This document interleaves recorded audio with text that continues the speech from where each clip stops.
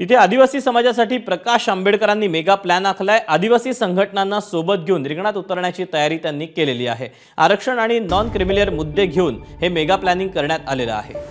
राखीव मतदारसंघाव्यतिरिक्त आदिवासी उमेदवार मैदानात उतरवणार असल्याचं आंबेडकरांनी ठरवलंय।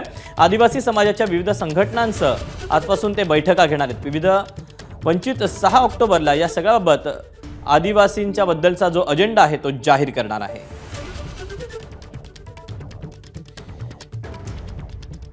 या सगळ्याबाबत प्रकाश आंबेडकर नेमकं काय म्हणतात त्यांच्याशी संवाद साधला आमचा प्रतिनिधी तुषार कोहळेनं। पाहूया।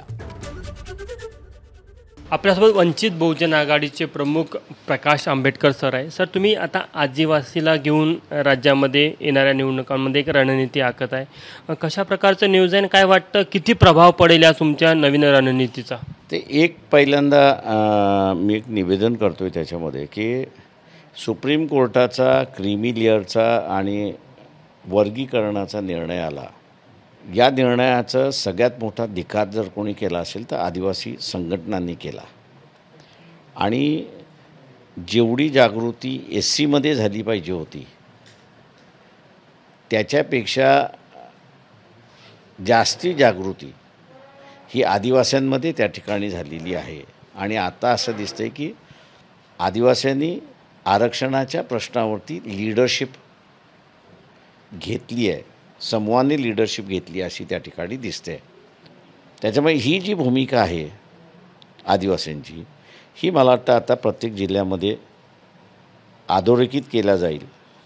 आणि म्हणून पहिली परिषद चोपड्याला 30 तारखेला आहे, 2 तारखेला मनमाडला आहे आणि तिसरी जी आहे ती 6 तारखेला नागपूरला आहे। या लढाईमध्ये आदिवासींना कसं स्थान असणार आहे?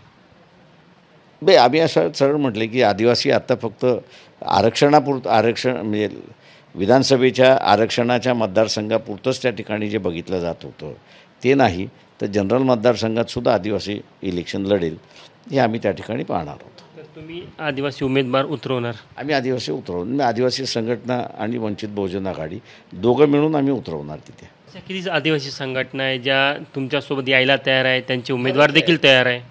बरेच आहेत। आता इथं सर जसं गोंडवाना पार्टीचं मी नाव घेतलं, त्याच्यानंतर भारत आदिवासी पार्टी आहेत, त्याच्यानंतर डॉक्टर गशबे असरे माना समाजाचे आहेत, इतर वेगवेगळे जे नावाने ओळखला जाणारा जो आदिवासी आहे त्याच्या संघटना एकत्र आहेत आणि ते सगळं हे करतात आहेत। कॅमेरामॅन व्यंकटेश नायडूसह तुषार कोहळे, ABP माझा, नागपूर। ABP माझा, उघडा डोळे बघा नीट।